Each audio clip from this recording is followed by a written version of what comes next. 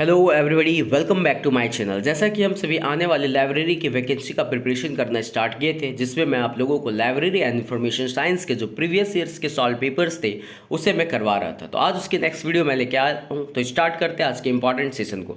The first question आपसे है कि आरडीए और एएसीआर के मध्य मुख्य अंतर क्या है। आरडीए और एएसीआर के बीच मुख्य अंतर क्या है? तो दोनों के बीच संरचनात्मक अंतर है। क्या अंतर है? संरचनात्मक। अब कैसे, इसके डिस्क्रिप्शन को आप समझिए कि आरडीए और एएसीआर के बीच प्राथमिक अंतर संरचनात्मक है। आरडीए को बिब्लियोग्राफिक रिकॉर्ड्स के लिए कार्यात्मक आवश्यकताओं के आधार पर आयोजित किया जाता है। ये सिद्धांत उन दोनों उपयोगकर्ताओं कार्यों की पहचान करते हैं जिन्हें एक लाइब्रेरी कैटलॉग को संभव बनाना चाहिए, और ग्रंथ सूची के आंकड़ों में संबंधों का एक पदानुक्रम आरडीए के निर्देशों का उपयोग करके निर्मित किए गए विवरणों का उद्देश्य किसी भी कोडिंग स्कीम के साथ संगत होना है जिसमें मौजूदा रिकॉर्ड के लिए उपयोग किए गए डेटा वातावरण शामिल है। नेक्स्ट क्वेश्चन पूछा जा रहा है आपसे, 2002 में प्रकाशित AACR2R में पहला भाग कितने अध्यायों में बटा हुआ है? तो इसका पहला भाग जो है वो 13 अध्यायों में बटा हुआ है। कितने भाग में? 13। एंग्लो अमेरिकन कैटलॉगिंग रूल्स का प्रथम संस्करण 1967 में आया था। दूसरा संस्करण 1978 में ARCR2 के नाम से प्रकाशित हुआ। अंतर्राष्ट्रीय प्रसूचीकरण नियमावली के रूप में इसे वर्ष 1981 में मान्यता मिली ARCR2 को। इसका वर्तमान स्वरूप AACR2 संशोधित करके किया गया। इसका निर्माण American library association, Australian committee on cataloguing, British library, Canadian committee of cataloguing, library association एवं लाइब्रेरी ऑफ कांग्रेस की संयुक्त steering committee for revision of AACR द्वारा किया गया। इसे माइकल गॉर्मन तथा पॉल डब्ल्यू विंकलर द्वारा संपादित किया गया। इस प्रसूचीकरण संहिता में 2 भाग है। प्रथम भाग में 13 अध्याय है और दूसरे भाग में कितने अध्याय हैं? 6 अध्याय हैं। नेक्स्ट क्वेश्चन आपसे पूछा जा रहा है कि AACR2 का कौन सा भाग क्रमिक प्रकाशनों से संबंधित है, आपको ये बताना है। तो इसका राइट आंसर है option number C, part A section 12। भाग ए और अनुभाग 12 जो है वो क्रमिक प्रकाशनों से संबंधित है। किससे संबंधित है? क्रमिक प्रकाशनों से। नेक्स्ट क्वेश्चन आपसे पूछा जा रहा है, निम्नलिखित में से कौन कौन सी उद्धरण की शैली नहीं है, आपको ये बताना है। इसमें 4 ऑप्शन है। कोड्स के अनुसार आपको फर्स्ट सेकंड थर्ड इस तरफ से इसका आंसर होगा। तो इसका राइट आंसर है option number C. Option number C क्या है? First and fourth. क्या होगा? फर्स्ट एंड फोर्थ यानी एंग्लो अमेरिकन कैटलॉगिंग रूल्स, और फोर्थ में आपका लिटिल साइंस बिग साइंस। निम्नलिखित में कौन कौन से उद्धरण की शैली नहीं है? तो एंग्लो अमेरिकन कैटलॉगिंग रूल्स और फोर्थ ऑप्शन है लिटिल साइंस बिग साइंस। ये दोनों जो है उद्धरण की शैली नहीं है। इसके डिस्क्रिप्शन को आप ध्यान से देखिए, समझ में आएगा। एंग्लो अमेरिकन कैटलॉगिंग रूल्स और लिटिल साइंस बिग साइंस ये दोनों उद्धरण की शैली नहीं है। AACR के द्वारा DTC की सहायता से पुस्तकालय में पुस्तकों का कैटलॉगिंग कार्ड बनाया जाता है, जबकि MLA, handbook for writers of research papers and Chicago manual of styles ये सभी उद्धरण की शैली है। मतलब इसमें 2 ऑप्शन जो बच गया आपका question number second and third देखिए, और option number second and third MLA, handbook for writers research papers and Chicago manual of styles, ये दोनों जो है वो उद्धरण की शैली है, और फर्स्ट एंड फोर्थ जो है वो उद्धरण की शैली नहीं है। नेक्स्ट क्वेश्चन क्या है? नेक्स्ट क्वेश्चन आपसे पूछा जा रहा है, जैसा कि AACR2 द्वारा निर्धारित किया गया है, यंत्र पठनीय डाटा फाइल के लिए सूचना स्रोत है। अब बताइए, as specified by AACR2 the source of information for machine readable data file is, कौन सा है बताइए? सूचना का स्रोत इनमें से कौन सा है, आप ये बताइए। तो इसका right answer option number A, आंतरिक उपयोक्ता लेवल, इंटरनल यूजर लेवल जो है इसका सूचना का स्रोत है। कैसे, आप समझिए। आंतरिक उपयोक्ता लेवल AACR2 द्वारा निर्धारित किया गया है, जो यंत्र पठनीय डाटा फाइल के लिए सूचना स्रोत है। इंटरनल यूजर लेवल किताब के अंदर चिपकाया या लगाया जाता है, जिस पर बारकोड या चिप लगी होती है, जो मशीन के पठनीय योग्य होती है, जबकि आख्या पृष्ठ पर किसी प्रकार का कोई लेबल नहीं चिपकाया या लगाया जाता है। नेक्स्ट क्वेश्चन आपसे पूछ रहा है कि आपको मैचिंग करना है लिस्ट 1 को लिस्ट 2 से, सूची 1 को सूची 2 से मिलाना है। तो हम लोग क्या करते हैं, ऐसे क्वेश्चन को डायरेक्ट ऑप्शन मतलब आंसर के थ्रू पे हम लोग याद करवाते हैं। फर्स्ट देखिए, पहला वर्गीकरण। वर्गीकरण किससे मैच होगा? तो यूडीसी से, यूनिवर्सल डेसिमल क्लासिफिकेशन है। यही तो वर्गीकरण के बारे में बताया था, जो डेसिमल क्लासिफिकेशन था, यूनिवर्सल डेसिमल क्लासिफिकेशन के बारे में बता रहा था। यह एक प्रकार का क्या है? वर्गीकरण है। AACR क्या है? एंग्लो अमेरिकन कैटलॉगिंग रूल क्या है? ये सूचीकरण है। AACR जो है एंग्लो अमेरिकन कैटलॉगिंग रूल्स, ये सूचीकरण है। और LCSH library of Congress subject headings, ये क्या है? एक विशेष शीर्षक है। हेडिंग्स क्या है? एक विशेष शीर्षक है। Library of Congress subject headings क्या है? विशेष शीर्षक है। और लिसा LISA जो है ये पुस्तकालय विज्ञान का सार है। LISA क्या है? तो पुस्तकालय विज्ञान का सार है। उम्मीद करते हैं ये क्वेश्चन आपको समझ में आया होगा। आप इसके फुल फॉर्म ज़्यादा ध्यान दीजिएगा, फुल फॉर्म याद रखिएगा। बढ़ते हैं नेक्स्ट क्वेश्चन की ओर। नेक्स्ट क्वेश्चन आपसे पूछा जा रहा है, फिर से आपको मैचिंग करना है, आपको बताना है कि कौन सा किससे मैच होगा। हम लोग इसको डायरेक्ट क्या करेंगे, ऑप्शन से करेंगे। जो आंसर है वहाँ दिए गए संग्रह की कुंजी क्या कहलाएगी, कैटलॉग। दिए गए संग्रह की कुंजी क्या कहलाएगी, कैटलॉग कहलाएगी। विषय के रूप में साहित्यिक स्रोत की कुंजी क्या कहलाएगी, तो ग्रंथ सूची कहलाएगी। विषय के रूप में अगर साहित्यिक स्रोत की कुंजी तो वो क्या कहलाएगी, ग्रंथ सूची। विषय परिकल्पना का प्रतिपादन अगर कहीं है तो वो क्या कहलाएगी, अनुक्रमणिका कहलाएगी। क्या कहलाएगी, अनुक्रमणिका। किसे कहेंगे, तो विषय परिकल्पना का प्रतिपादन को। और दस्तावेज का संक्षेपण क्या कहलाएगा, तो सार कहलाएगा। दस्तावेज का संक्षेपण क्या कहलाएगा, सार कहलाएगा। नेक्स्ट क्वेश्चन आपसे पूछा जा रहा है, वर्गीकृत विषय सूची का हिस्सा निम्नलिखित में से कौन सा है। आपको ये बताना है कि वर्गीकृत विषय सूची का हिस्सा निम्नलिखित में से कौन सा है। तो इसका राइट आंसर है option number D, all of the above. यहाँ जितने भी ऑप्शन है ए बी सी सारे के सारे जो वर्गीकृत विषय सूची का हिस्सा है। कौन कौन है, तो लेखक शीर्षक फाइल एक वर्गीकृत विषय सूची का हिस्सा है। पुस्तकालय वर्गीकरण द्वारा व्यवस्थित विषय फाइल ये भी वर्गीकृत विषय सूची का हिस्सा है। और विषय फाइल की वर्णानुक्रम अनुक्रमिका ये भी क्या है, तो एक विषय वर्गीकृत विषय सूची का हिस्सा है। डिस्क्रिप्शन में इसका यही है। इसका right answer option number D सही होगा। नेक्स्ट क्वेश्चन आपसे पूछा जा रहा है, फिर से मैचिंग करना है। हम इसे क्या करेंगे, डायरेक्ट ऑप्शन पे लेके चलते हैं, वहां से आप इजी वे में इसको समझ पाइएगा। तो पहला आपका प्रलेख का प्रसंग जानने की तकनीक, यह किससे मैच होगा, तो ग्रंथ पूरक युग्मन से। ग्रंथ पूरक युग्मन क्या है, तो प्रलेख का प्रसंग जानने की एक तकनीक है। प्रसयन अनुदेश क्या है, तो यह एक प्रकार का प्रसूचीकरण है। प्रसयन अनुदेश क्या होगा, यह प्रसूचीकरण के साथ मैच करेगा। थर्ड है आपका ISO 9960, ये किससे मैच करेगा, तो CD ROM पर डाटा इनकोड करने का मानक है ISO 9960। ये सर्टिफाइड किया जाता है। ISO मानक किसी को दिया जाता है, कोई चीज़ अगर सर्टिफाइड रहता है तो CD ROM पर डाटा इनकोड करने का मानक क्या होगा, ISO 9960 याद रखिएगा। बॉन्ड क्या है, तो यह डेटा प्रेषण गति है। बॉन्ड क्या है, तो डेटा प्रेषण गति है। नेक्स्ट क्वेश्चन की ओर हम लोग चलते हैं। नेक्स्ट क्वेश्चन आपसे पूछा जा रहा है, मुख्य प्रविष्टि के निम्नलिखित अनुच्छेदों का क्लासिफाइड कैटलॉग कोड के अनुसार सही अनुक्रम बताइए कि पहले कौन आएगा, टिप्पणी आएगा, अग्र आएगा, शीर्षक आएगा, आख्या आएगा, कौन आएगा। तो हम लोग इसको कैसे कीजिएगा बताइए। ऑप्शन से आपको सिर्फ बता दे, फोर्थ सेकंड थर्ड फोर्थ नहीं होगा। जिसे हम लोग क्या करते हैं, डिस्क्रिप्शन पे चलते हैं, वहाँ पे इजी वे में समझ पाइएगा। CCC क्लासिफाइड कैटलॉग कोड को सन 1934 में डॉक्टर SR रंगनाथन के द्वारा प्रतिपादित किया गया। रंगनाथन के अनुसार CCC के माध्यम में से कैटलॉगिंग बनाई जाती है। इसके अनुसार कैटलॉग बनाते समय मुख्य प्रविष्टियां मेन एंट्री में 6 सेक्शन होते हैं, जिनका उपयोग क्रम अनुसार करके बनाई जाती है। इसमें क्रम किस प्रकार होगा, तो वो समझिए। पहला होगा लीडिंग सेक्शन, फिर होगा हेडिंग सेक्शन, फिर होगा टाइटल सेक्शन, फिर होगा नोट सेक्शन, फिर होगा ड्रेसिंग सेक्शन, फिर होगा एसेसनिंग। कौन कौन सा होगा वो आपको समझ में आया। अब यहाँ से ऑप्शन में चलिए, आप देखिए आपको समझ में आएगा कौन कौन सा होगा। सबसे पहले मैंने क्या बताया था, सबसे पहले क्या होगा, सबसे पहले होगा लीडिंग सेक्शन। तो एक में आपको रखना है लीडिंग सेक्शन, मतलब ऑप्शन नंबर 2 यहाँ पे पहले आएगा लीडिंग सेक्शन, फिर आएगा हेडिंग सेक्शन, मतलब पहला, फिर हो जाएगा थर्ड कौन सा आएगा, हेडिंग सेक्शन आएगा। थर्ड में क्या बताया था, टाइटल सेक्शन, इसके बाद टाइटल सेक्शन आएगा। फोर्थ में आप नोट सेक्शन लिखिएगा, पहला लीडिंग सेक्शन, फिर हेडिंग सेक्शन, फिर टाइटल सेक्शन, फिर नोट सेक्शन। यानी सेकंड थर्ड फोर्थ फर्स्ट किस में है, देखिए तो second third fourth first, second third fourth first option number B में है। तो ऑप्शन नंबर बी इसका क्या होगा, सही होगा। इस भी आप याद रखिएगा किसमें किससे मैच होता है, तो आपके लिए आसान होगा। और यहाँ पे आप क्या कीजिएगा, इसके क्रम को याद रखिएगा। जो रंगनाथन के द्वारा दिया गया ये क्रम, CC का जो क्रम है उसको याद रखिएगा, आप आसानी से इसको अरेंज कर सकते हैं। नेक्स्ट क्वेश्चन क्या है, अनुक्रमणिकाकार को अनुक्रमणिका के प्रति निर्देश पर पूर्ण नियंत्रण निम्नलिखित में से कौन देता है, आप बताइए कौन देता है पूर्ण नियंत्रण। तो इसका राइट आंसर है ऑप्शन नंबर डी, विपर्यस्त प्रतिनिर्देश। जो इन्वर्टेड क्रॉस रेफरेंस है वो क्या करता है, अनुक्रमणिकाकार को अनुक्रमणिका के प्रति निर्देश पर पूर्ण नियंत्रण देता है। कौन, तो इन्वर्टेड क्रॉस रेफरेंस। कौन देता है, इन्वर्टेड क्रॉस रेफरेंस यानी विपर्यस्त प्रति निर्देश देता है। नेक्स्ट क्वेश्चन आपसे पूछा जाए, निम्नलिखित को उनके प्रकाशन वर्ष के अनुसार व्यवस्था कीजिए। तब क्या कीजिएगा, इसको कैसे आप अरेंज कीजिएगा, सबका इसवी याद होना चाहिए, तब तो आप अरेंज कर पाइएगा। तो ले चलते हैं, हम आपको इसको डायरेक्ट क्या करते हैं, ऑप्शन पे लेके चलते हैं, किसवी पे। तो निम्नलिखित को उनके प्रकाशन वर्ष के अनुसार कैसे अरेंज करते हैं। फर्स्ट देखिए, पहला आपका दिया हुआ है पेनेजी कोड, जो ब्रिटिश म्यूजियम कोड है, ये 1841 में आया, जिसमें से Sears list of subject headings 1923 में आया। प्रेजेंट टाइम में इसका 22वां संस्करण 2018 में प्रकाशित हुआ। CCC क्लासिफाइड कैटलॉग कोड है, जो ये कब आया, 1934 में आया, जो डॉक्टर SR रंगनाथन के द्वारा प्रकाशित किया गया। फिर AACR 1 कब आया, तो एंग्लो अमेरिकन कैटलॉगिंग रूल्स कब आया, 1967 में आया। तो इसवी याद रखिए आप, पहला 1841 में कौन सा है, पेनेजी कोड है। 1923 में कौन सा है, तो Sears list of subject headings है। फिर कौन सा आएगा, CCC संस्करण कब आया, 1934 में आया। AACR 1 कब आया, तो 1967 में आया। इसवी याद रखिएगा। तो आप इसको अरेंज नहीं कर सकते हैं क्या, उसके आरोही क्रम अवरोही क्रम कुछ भी पूछ सकता है, तो उसको आप अरेंज कर लेंगे, इसमें याद रखिएगा। नेक्स्ट क्वेश्चन आपसे पूछा जा रहा है कि सिमोव लुप्टस्की और मेरी पिगोट निम्नलिखित में से किसके साथ संबंधित है, आपको ये बताना है। तो इसका right answer option number B, ये दोनों के दोनों प्रसूचीकरण से संबंधित है। सिमोव लुप्टस्की और मेरी पिगोट जो है वो प्रसूचीकरण से संबंधित है। किससे संबंधित है, प्रसूचीकरण करण से संबंधित है। नेक्स्ट क्वेश्चन हम लोग देखते हैं। नेक्स्ट क्वेश्चन कह रहा है वर्ग अनुक्रमणिका संलेख जो प्रलेख की वर्ग संख्या से निकाले जाते हैं किस पर आधारित होते हैं, आप ये बताइए। तो इसका राइट आंसर ऑप्शन नंबर वांछित कड़ियां पे आधारित होती है। किस पे आधारित होती है? वांछित कड़ियां पे।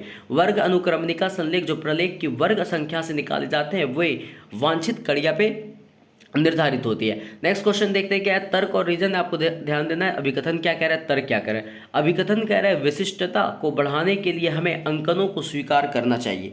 अभिकथन क्या कह रहा है, विशिष्टता को बढ़ाने के लिए हमें अंकनों को स्वीकार करना चाहिए। तो ये बिल्कुल ही सही कह रहा है कि जो to increase the specificity we need to accept long notation. ये बिल्कुल सही कह रहा है कि विशिष्टता को अगर आप बढ़ाना है तो आपको अंकनों को स्वीकार करना होगा। कारण क्या कह रहा है, अंकन का एक महत्वपूर्ण गुण उसकी संक्षिप्तता होती है।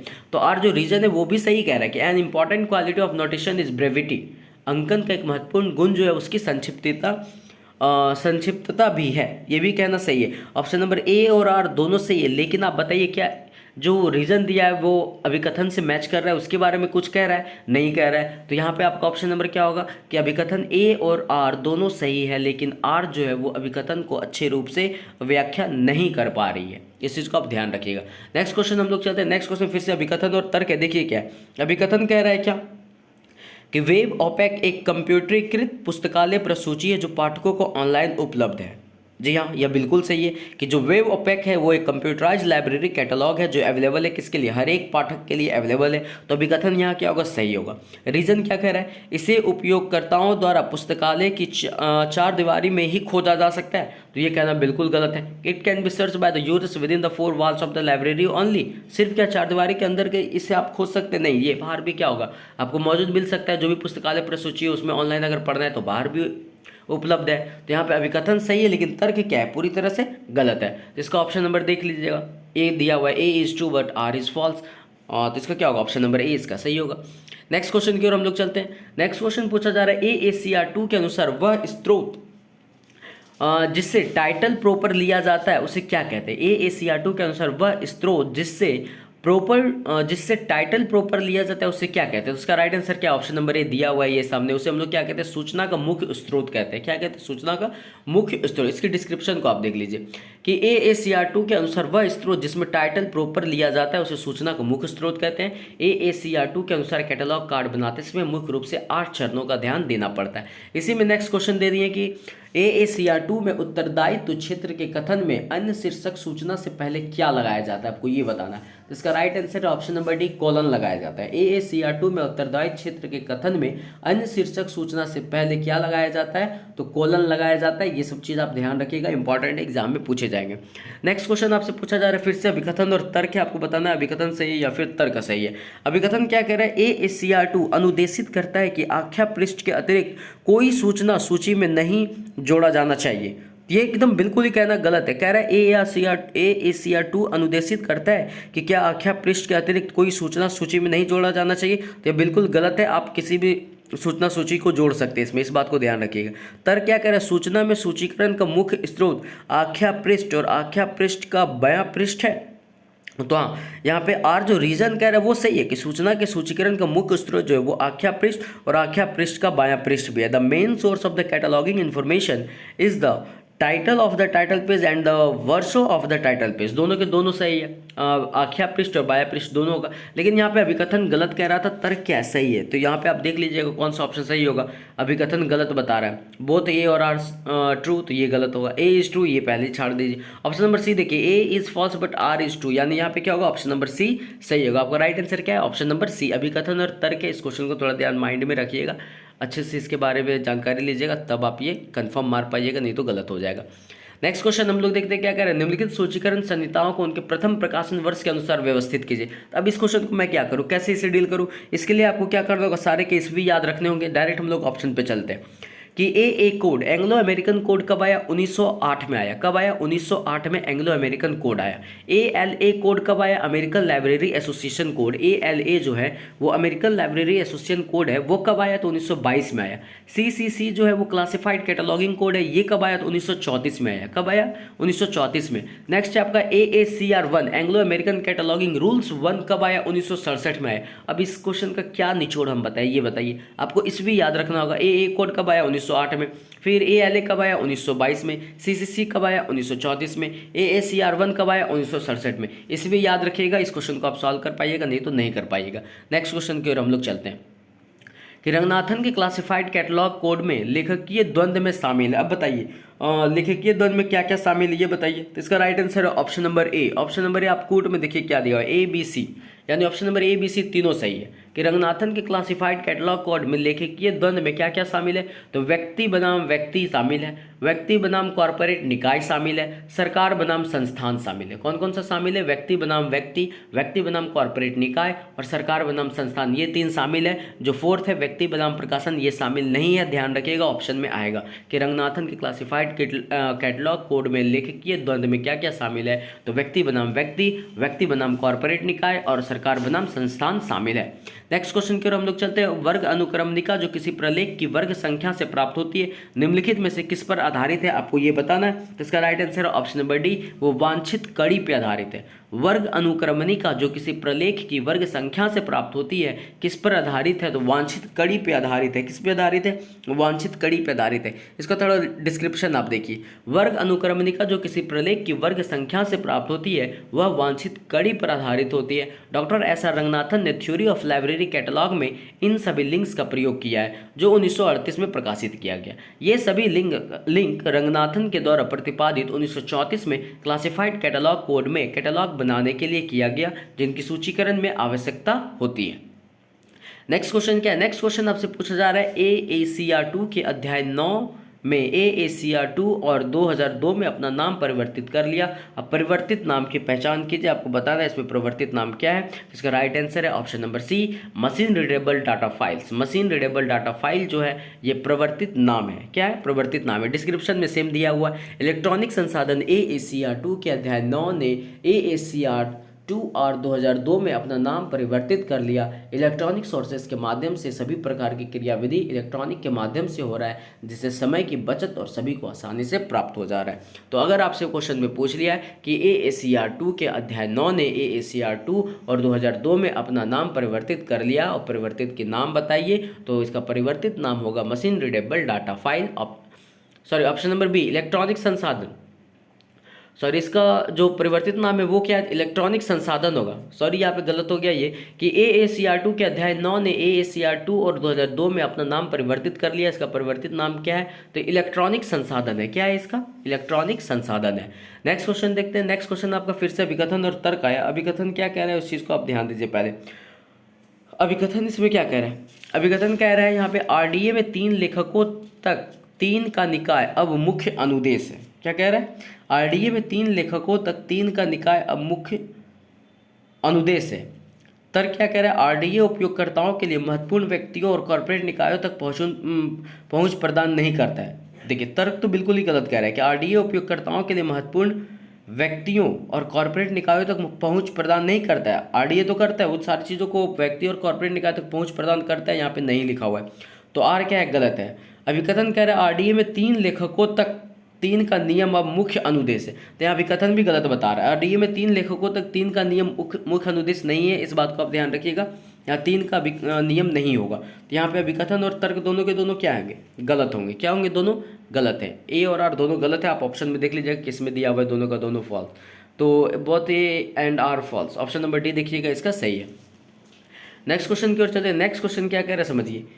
AACR2 R के अनुसार फेलिक्स सूटन द्वारा युवा पाठकों के लिए दोबारा लिखी गई मार्क ट्वेन की एडवेंचर ऑफ टाइम सायर नामक दस्तावेज की मुख्य प्रविष्टि के अभिगम बिंदु के लिए किस प्रकार किया जाएगा? अभिगम बिंदु के लिए किस प्रकार किया जाएगा? तो इसका राइट आंसर है ऑप्शन नंबर डी, सूटन और फेलिक्स के अनुसार। किस प्रकार किया जाएगा? सूटन और फेलिक्स। इस क्वेश्चन को आप एक बार फिर से समझिए क्या है। AACR2R के अनुसार फेलिक्स सूटन द्वारा युवा पाठकों के लिए दोबारा लिखी गई मार्क ट्वेन की एडवेंचर ऑफ टाइम सायर नामक दस्तावेज की मुख्य प्रविष्टि के अभिगम बिंदु के लिए किस प्रकार किया जाएगा? तो वह सूटन और फेलिक्स के नाम पर किया जाएगा। किसके नाम पर किया जाएगा? सूटन और फेलिक्स के नाम पे। इसका डिस्क्रिप्शन आप देखिए क्या कह रहा है। सूटन फेलिक्स पर AACR 2R के अनुसार फेलिक्स सूटन द्वारा युवा पाठकों के लिए दोबारा लिखी गई मार्क ट्वेन की एडवेंचर ऑफ टाइम सायर नामक दस्तावेज की मुख्य प्रविष्टि के अभिगम बिंदु पर विचार किया जाएगा। किसके नाम पर? तो सूटन और फेलिक्स पर। याद रखिएगा option number D. Next question में देखते हैं कि जो विषय प्रविष्टि वर्ग के नाम से उसके वर्गांक को संदर्भित करती है उसे किस रूप में जाना जाता है? इसका राइट आंसर है उसे वर्ग सूचकांक प्रविष्टि के रूप में जाना जाता है। जो विषय प्रविष्टि वर्ग के नाम से उसके वर्गांक को संदर्भित करती है उसे किस रूप से जाना जाता है? तो उसे वर्ग सूचकांक प्रविष्टि के रूप में जाना जाता है। इसका डिस्क्रिप्शन आप देख सकते हैं कि वर्ग सूचकांक प्रविष्टि, जिसे हम लोग क्लास इंडेक्स एंट्री कहते हैं, जो विषय प्रविष्टि वर्ग के नाम से उसके वर्गांक को संदर्भित करती है, जबकि क्रॉस रेफरेंस एंट्री में किसी प्रकार का कोई नोट, संकेत या फिर लेखक के द्वारा दिया गया तथ्य का प्रयोग किया जाता है। सब्जेक्ट एनालिटिकल एंट्री में विषय से संबंधित उसका विश्लेषण का प्रयोग किया जाता है। नेक्स्ट क्वेश्चन आपसे पूछा जा रहा है AACR2 इज रिप्लेस्ड बाय। कितने बार ये क्वेश्चन आ चुका है कि AACR2 को किसके द्वारा प्रतिस्थापित किया गया, आपको ये बताना है। तो इसका राइट आंसर है option number C, resource description and access के द्वारा, RDA के द्वारा। किसके द्वारा? AACR2 की जगह पे कौन आया? तो RDA आया। इसको मैंने पहले भी डिस्कस कर रखा है, चलिए एक बार मैं फिर से आपको बताता हूँ। रिसोर्स डिस्क्रिप्शन एंड एक्सेस द्वारा AACR2 को प्रतिस्थापित किया गया। AACR2 कैटलॉगिंग कोड का विकास 1978 में हुआ, जिनका पूर्ण रूप एंग्लो अमेरिकन कैटलॉगिंग रूल्स द्वितीय है। कौन ले लिया इसका जगह? तो RDA ले लिया। नेक्स्ट क्वेश्चन हम लोग देखते हैं कि CCC का 5वां संस्करण के मुख्य प्रविष्टि में क्रमांक अंक कहाँ पर प्रदर्शित होता है, आपको ये बताना है। इसका क्रमांक अंक जो है वो अग्र अनुच्छेद में प्रदर्शित होता है। कहाँ होता है? अग्र अनुच्छेद। ऑप्शन नंबर ए सही है। डिस्क्रिप्शन देखिए, अग्र अनुच्छेद पर CCC की मुख्य प्रविष्टि में क्रमांक अंक प्रदर्शित होता है, जबकि हेडिंग सेक्शन में ऑथर, टाइटल सेक्शन में पुस्तक की टाइटल, आख्या और नोट सेक्शन में पुस्तक में दी हुई किसी प्रकार की टिप्पणी को लिखा जाता है। अग्र अनुच्छेद पर क्या होता है? तो मुख्य प्रविष्टि, अग्र अनुच्छेद जो है, अग्र अनुच्छेद पर CCC की मुख्य प्रविष्टि में क्रमांक अंक प्रदर्शित होता है। हेडिंग सेक्शन में ऑथर और टाइटल सेक्शन में पुस्तक की टाइटल, आख्या और नोट सेक्शन में पुस्तक में दी हुई किसी प्रकार की टिप्पणी को लिखा जाता है। नेक्स्ट क्वेश्चन क्या कह रहा है कि निम्नलिखित में से कौन सा CCC के मुख्य प्रविष्टि का अनुच्छेद नहीं है? अब बताइए इनमें से कौन सा जो है प्रविष्टि का मुख्य अनुच्छेद नहीं है? तो इसका right answer option number C, name section, नाम अनुच्छेद नहीं है। इसको मैंने पहले भी डिस्कस कर लिया था कि नाम अनुच्छेद इसमें नहीं है, लेकिन फिर से आप इसका एक बार देख लीजिए क्या है कि नाम अनुच्छेद CC संस्करण के 5 की मुख्य प्रविष्टि का अनुच्छेद नहीं है। CC की मुख्य प्रविष्टि में मेन एंट्री में कुल 6 सेक्शन है। लीडिंग सेक्शन है, हेडिंग सेक्शन है, टाइटल सेक्शन है, नोट सेक्शन है, एसेशन नंबर है और ट्रेसिंग सेक्शन है। इसको ध्यान रखिएगा, ये एक इंपॉर्टेंट क्वेश्चन है। नेक्स्ट क्वेश्चन की ओर हम लोग चलते हैं। रंगनाथन के क्लासिफाइड कैटलॉग कोड के अनुसार निम्नलिखित में से किन प्रकरणों में प्रारंभिक उपपद को हटाया जाता है? किस उपपद को हटाया जाता है आपको ये बताना है। इसमें भी ऑप्शन किस प्रकार से आप देखिए, कोड में दिया हुआ A और B सही है, B और D सही है, C सही है, कैसा सही है? तो इसका जो राइट आंसर होगा, इसका right answer option number C है। सी में क्या है? ACD सही है। कौन सा सही है? ACD।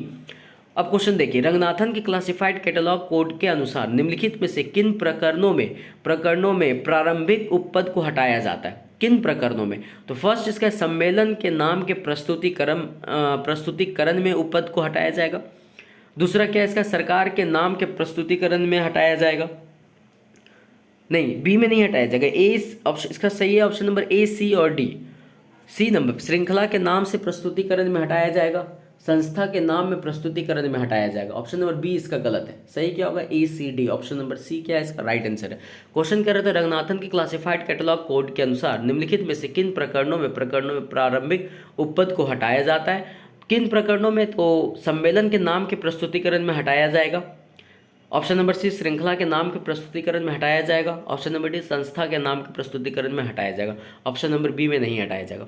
नेक्स्ट क्वेश्चन क्या कह रहा है कि arrange the correct sequence of the sections of the main entry in CCE edition 5। अब आपको बताना है, इसको अरेंज कीजिए, इसको करेंट सीक्वेंस में कीजिए। तो कैसे कीजिएगा? तो CCC क्लासिफाइड कैटलॉग कोड के 5th संस्करण के अनुसार मेन एंट्री के सेक्शन का क्रमानुसार व्यवस्थापन इस प्रकार है। पहला होगा लीडिंग सेक्शन, फिर हेडिंग सेक्शन, फिर टाइटल सेक्शन, फिर नोट सेक्शन, फिर एसेशन सेक्शन और फिर ट्रेसिंग सेक्शन। इस सेक्शन को याद रखिएगा, एक क्वेश्चन यहाँ से आएगा आपके एग्जाम में। नेक्स्ट क्वेश्चन हम लोग देखते हैं। आज के सारे इंपॉर्टेंट क्वेश्चन यही खत्म होते हैं। नेक्स्ट आपको नेक्स्ट लाइब्रेरी के टॉपिक मिलेंगे। इस चैनल पे यदि आप नए हैं तो चैनल को सब्सक्राइब और शेयर करना मत भूलिएगा। Thank you.